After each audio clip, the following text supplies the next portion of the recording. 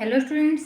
हमने हमारी last video में टेंथ की जो टॉपिक किया था लाइट रिफ्लेक्शन एंड रिफ्लेक्शन, उसमें हमने न्यूमेरिकल प्रॉब्लम को सॉल्व किया था लेंस फार्मूले और मिरर फार्मूले से। आज हम लेंस से और मिरर से जो इमेज फॉर्मेशन होती है वो सीखेंगे, उनके डायग्राम से सीखेंगे कैसे बनाए जाते हैं। सबसे पहले आप लोगों को कुछ पॉइंट्स का पता होना चाहिए। क्या, मान लीजिए कोई भी हमारा मिरर है, पॉलिश्ड सरफेस है, जो ये लाइन है इसको हम क्या बोलते हैं? इसको हम बोलते हैं प्रिंसिपल एक्सिस। क्या बोलेंगे इसको? Principal axis. इसको क्या बोलेंगे? पोल।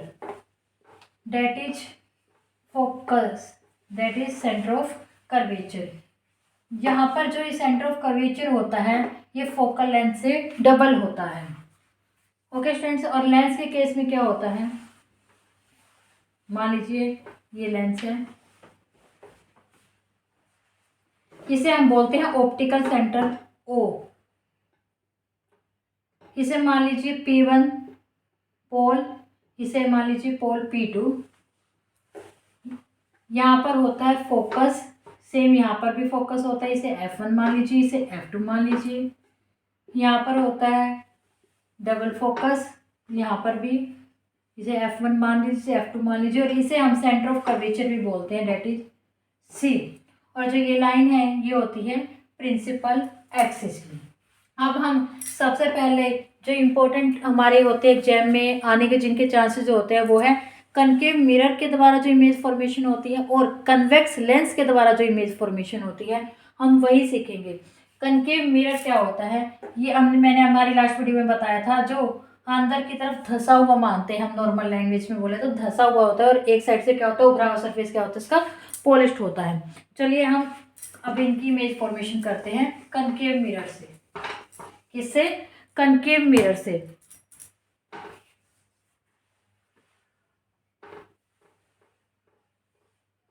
मान लीजिए यहां से ये पॉलिश्ड है, ये क्या है? इसकी प्रिंसिपल एक्सिस है।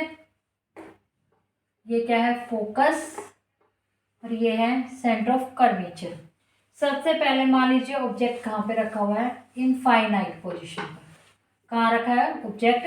इनफाइनाइट पोजीशन पर रखा है ऑब्जेक्ट। इसका मतलब क्या है? मान लीजिए कोई कहीं पर रखा ऑब्जेक्ट, उससे जो रेडिएशंस आ रही है वो क्या करेगी? जैसे ही मिरर की स्मूथ सरफेस से टकराएगी तो क्या होगी? वो यहाँ से रिफ्लेक्ट होकर फोकस में से निकल जाएगी। ऐसे कि जितनी भी रेडिएशंस हो गए हमारे, सारे की सारी क्या करेगी? ऐसे ही फोकस में से निकलेगी। मान लीजिए एक रेडिएशन यहाँ आ रही है, वो भी इससे टकराई और ये क्या करेगी? फोकस में से ही निकल जाएगी। और जो हमारी कोई भी दो रेडिएशंस है, जहां पर वो दोनों की दोनों आपस में मिलेगी, यानी यहाँ पर मिली है, तो वहीं पे क्या होती है? हमारी इमेज फॉर्मेशन होती है। यानी इनफाइनाइट के केस में जो इमेज फॉर्मेशन होगी वो कहाँ पर होगी? फोकस पर होगी। और साइज क्या होगा इसका? पॉइंट साइज का हमारा इमेज बनेगा। ओके स्टूडेंट, समझ में आया? इनफाइनाइट पे रखोगे तो कहाँ बनेगी? फोकस पे। चलिए सेकंड कर लेते हैं हम।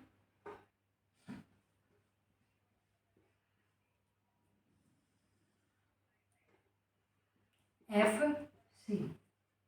मान लीजिए सेकंड केस में हम करेंगे, अगर हमारा ऑब्जेक्ट सी से कुछ इस साइड रखा हो, मान लीजिए यहाँ रखा है, ओके, यहाँ से क्या हुई? रेडिएशन आई, स्मूथ सरफेस से टकराई। अभी मैंने आपको कहा इससे टकराने के बाद क्या होगा? रेडिएशन हमारी फोकल लेंथ में से पास करेगी, तो ये कहाँ से जाएगी? फोकल लेंथ में से। और जो एक रेडिएशन होती है वो हमारी हमेशा कहाँ से पास करेगी? सेंटर ऑफ कर्वेचर से। और ये दोनों की दोनों रेज जहां पर मिलेगी वहां पर क्या क्या होगा? इमेज फॉर्मेशन होगा। तो इमेज फॉर्मेशन क्या होगी? यहाँ पर होगी। सी और एफ के बीच में जब कहाँ रखी है हमारी? सी से भी क्या रखी है? इस साइड रखी हुई है। सी से भी हमने उस साइड रखी है, सी से परे रखी है, तो हमारी ऑब्जेक्ट फॉर्मेशन कहाँ बनेगी? सी एंड एफ के बीच में बनेगी, यानी फोकल लेंथ और फोकस और सेंटर ऑफ कर्वेचर के बीच में बनेगी। इन्वर्टेड होगी और क्या होगी? हमारी साइज में थोड़ी छोटी बनेगी। थर्ड इज,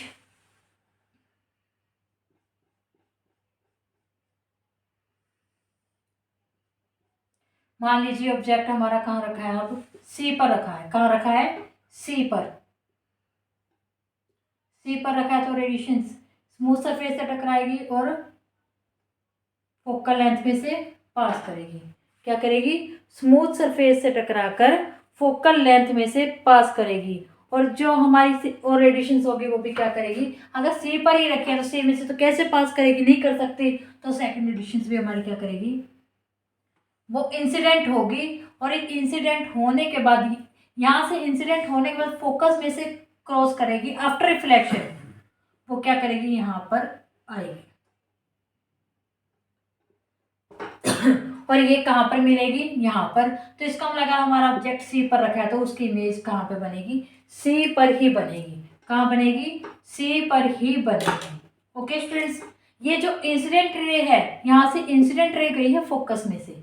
ओके, और यहाँ से स्मूथ सरफेस से टकराने के बाद ये दोनों पॉइंट्स जहाँ पर मिलेंगे वहां पर इसकी इमेज बन जाएगी और सेम ही साइज की बनेगी। बच्चों, जब आप इन्हें स्केल से सीधी लाइनें लगाओगे आपकी इमेज में कोई भी डाउट नहीं आएगा, बिल्कुल आसानी से बनेगी। आप इस डिस्टेंस को और इस डिस्टेंस को इक्वल रखना। Okay, fourth image is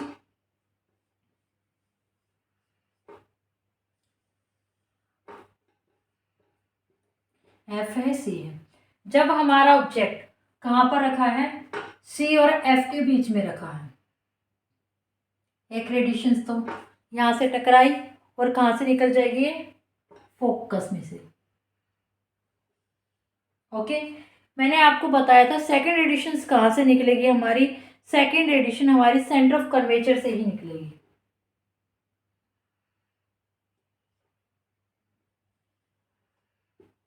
date is this. और ये बने मिलेगी यहाँ पर, जहाँ पर मिलेगी वहीं पे क्या होगी? इमेज फॉर्मेशन हो जाएगी। ओके स्टूडेंट्स, तो इसकी इमेज फॉर्मेशन कहाँ होगी? सी से परे होगी। जब हमारा ऑब्जेक्ट सी से परे रखा था तो इमेज फॉर्मेशन कहाँ हुई थी? सी और एफ के बीच में। अब क्या है? सी और एफ के बीच में ऑब्जेक्ट रखा है तो इमेज फॉर्मेशन क्या हो गई? सी से परे, यानी सी से दूर बनेगी। ओके स्टूडेंट्स, नेक्स्ट इज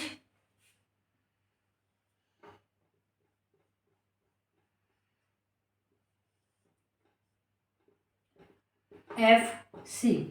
अगर हमारा ऑब्जेक्ट रखा ही फोकस पे हो फिर क्या होगा बच्चों?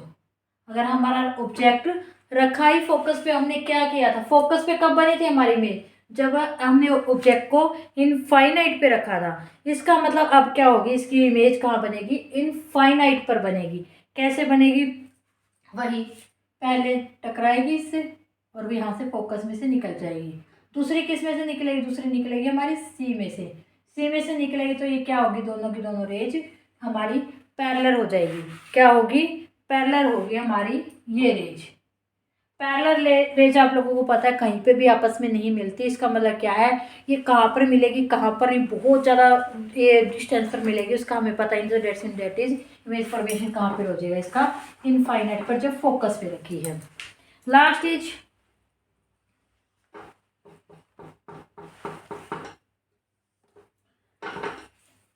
F C.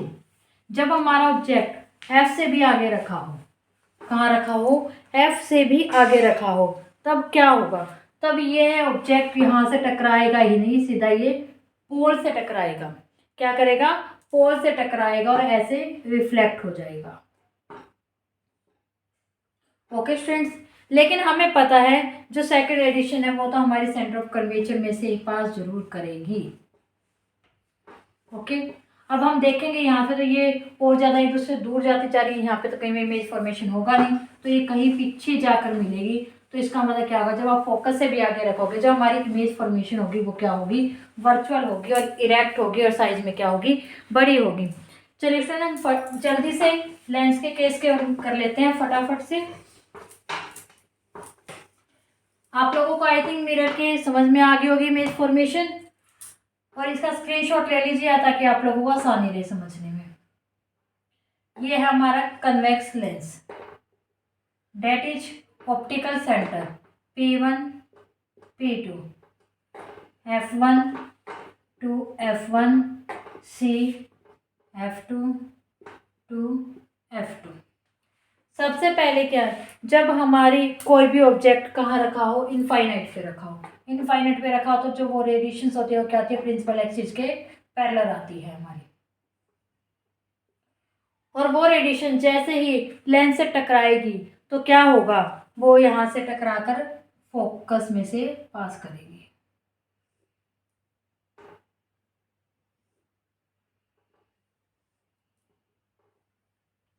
तो इसका मतलब क्या है, हमारा जो इमेज फॉर्मेशन होगी वो क्या होगी, फोकस पे होगी और पॉइंट साइज की होगी। समझ में आई, इनफाइन वही हमारी इमेज फॉर्मेशन वहीं पर होगी जैसे लेंस के मिरर के केस में था। सिर्फ फर्क ये है, उसमें सारी इमेज मोस्टली हमारी लेफ्ट हैंड साइड में हुई थी, इसमें क्या होगी, राइट हैंड साइड में होगी।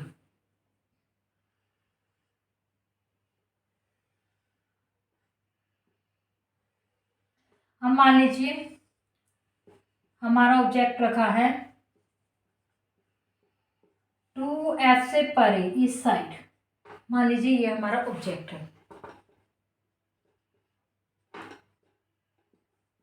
ये जरूर लिखे बच्चों जब भी आप इनको इनकी इमेज बनाए भी, ये प्रिंसिपल एक्सिस है, ये F2 है, 2F2 है, ये जरूर लिखना। यहाँ से जब हमारी रेडिएशंस आएगी इससे टकराएगी तो क्या होगा, वही जैसे कि हमारी पहले के केस में हुई थी। हमारे पहले क्या था, फोकस में से सारी सारी क्या की थी, रेडिएशंस पास की थी। तो इसमें भी क्या होगा, एक रेडिएशन हमारी फोकस में से पास करेगी और दूसरी रेडिएशंस कहाँ से पास की थी मिरर के केस में, अभी आप लोगों को ध्यान है कहाँ से पास की थी, सी में से पास की थी। लेकिन इसमें क्या होगा, इसमें ऑप्टिकल सेंटर से पास करेगी, डेट्स मीन दिस। ये कुछ हमारी इधर बनेगी F2 और C2F2 के बीच में बनेगी। जब आप इसे स्केल से बनाएंगे तो बिल्कुल ठीक बन जाएगी, यहाँ से यहाँ बनेगी आप लोगों की बल्कि बीच में। तो इसका मतलब जब हमारी इमेज 2F1 से परे रखी हो, ऑब्जेक्ट परे रखा हो तो इमेज कहाँ पे बनेगी, F2 एंड 2F2 के बीच में बनेगी। ओके स्टूडेंट्स, थर्ड इज एक नॉर्मल सी बात है बच्चों इनकी याद रखने की, आप लोगों को ये भी नहीं ध्यान रखना होगा भी F2 टू F2 भी, जो टोटल डिस्टेंस आप 4F मान लीजिए, डेट्स मीन 1F 2F, जितना आप 2F से इधर सरका दोगे इसको भी थोड़ा सा इधर सरकना होगा, जितना आप उस साइड कर दोगे ये उतना ही उस साइड सरक जाएगा। डेट्स मीन टोटल 4F के इक्वल मान लीजिए डिस्टेंस आएगी इनकी। F1 2F1 F2 2F2 O P1 P2 C1 C2। अब मान लीजिए हमारा ऑब्जेक्ट कहाँ रखा है, यहाँ पर 2F1 पर रखा है यानी C पर रखा है। यहाँ से इसके साथ इंसिडेंट हुई, लेंस के ऊपर इंसिडेंट हुई तो कहाँ से क्रॉस करेगी, F2 में से। कहाँ से क्रॉस करेगी, F2 में से। और सेकंड रेडिएशन कहाँ से क्रॉस करेगी, O में से। और ये कहाँ पर मिलेगी, ये यहाँ मिलेगी और वहीं पे क्या होगा, इमेज फॉर्मेशन होगी। तो क्या होगी, सेम साइज की इमेज बनेगी हमारी, सॉरी रियल इमेज बनेगी और इन्वर्टेड होगी। इन्वर्टेड का मतलब उल्टी बनेगी।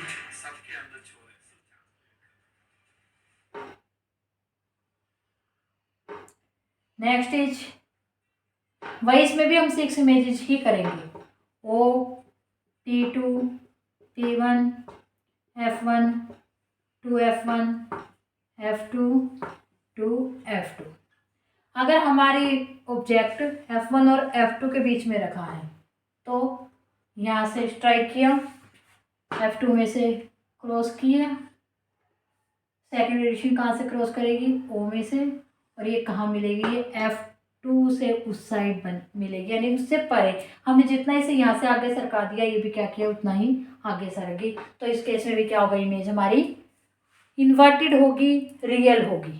ओके स्टूडेंट्स, 2 केस हो रहे हैं, मैं इसको रफ कर देती हूँ। अगर आप लोगों को इसको नोट करना है तो प्लीज स्क्रीनशॉट ले लेना इसका।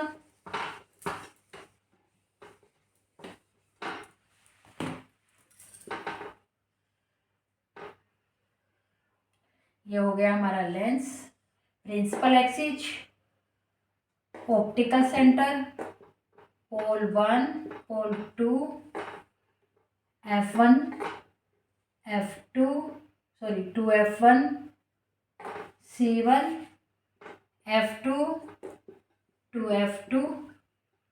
अब मान लीजिए हमारा ऑब्जेक्ट कहाँ रखा है, F पर रखा है। कहाँ रखा है हमारा ऑब्जेक्ट, F पर। रेडिएशन साइज से स्ट्राइक की, कहाँ से क्रॉस करेगी ये हमारी क्रॉस करेगी F2 में से।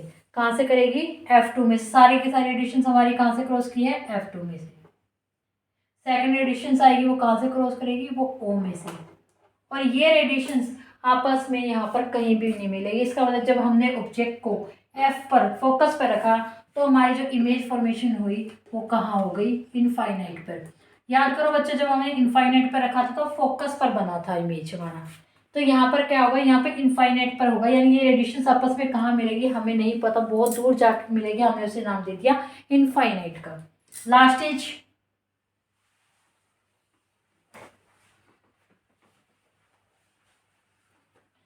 that is principal axis, P1 P2 optical center O, F1 2F1 F2 2F2। अगर हमारा ऑब्जेक्ट कहाँ पर रखा हो, F1 से भी आगे रखा हो, यहाँ पर रखा हो, तो क्या होगा, वही रेडिएशन क्या करेगी, इसे स्ट्राइक करेगी। कहाँ से जाएगी, वही F2 में से जाएगी। और दूसरी रेडिएशन कहाँ से जाएगी, दूसरी रेडिएशन जाएगी हमारी O में से। ये यहाँ पर कहीं भी नहीं मिलेगी। आप देख लेना इनकी डिस्टेंस क्या होगी, आपस में ज़्यादा होती जाएगी। तो ये क्या होगा, ये कहीं पीछे मिलेगी यहाँ पर, और जहाँ पर मिलेगी वहीं पे क्या हो जाएगी, इनकी इमेज फॉर्मेशन हो जाएगी। तो जो हमारा लास्ट केस है इसमें क्या होगा, जब हमने F1 से भी आगे रख दी, लेंस के बहुत पास रख दी, तो हमें पता नहीं जितनी पास रखेंगे लेंस की उतनी ही बड़ी इमेज बनेगी। इमेज तो बड़ी बनी और हमारी सीधी भी बन गई, इरेक्ट भी हो गई, बट क्या होगा, ये हमारी रियल इमेज नहीं होती, वर्चुअल इमेज होती है।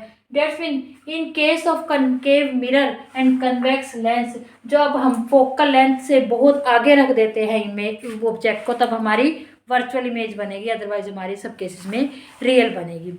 आई होप स्टूडेंट्स आप लोगों को आज की इमेज फॉर्मेशन का टॉपिक अच्छे से समझ में आ गया होगा। अगर आपको कोई इमेज समझ में नहीं आई हो तो प्लीज़ कमेंट सेक्शन में कमेंट करके बता दीजिए, हम नेक्स्ट वीडियो में आपको दोबारा से उसे एक्सप्लेन कर सकते हैं। तो प्लीज़ मेरे चैनल को ज़्यादा लाइक कीजिए, शेयर कीजिए, सब्सक्राइब कीजिए और बेल आइकन को दबाना मत भूलिए, ताकि आप हमारी नेक्स्ट वीडियो के नोटिफिकेशन को आसानी से देख सकें। Thank you.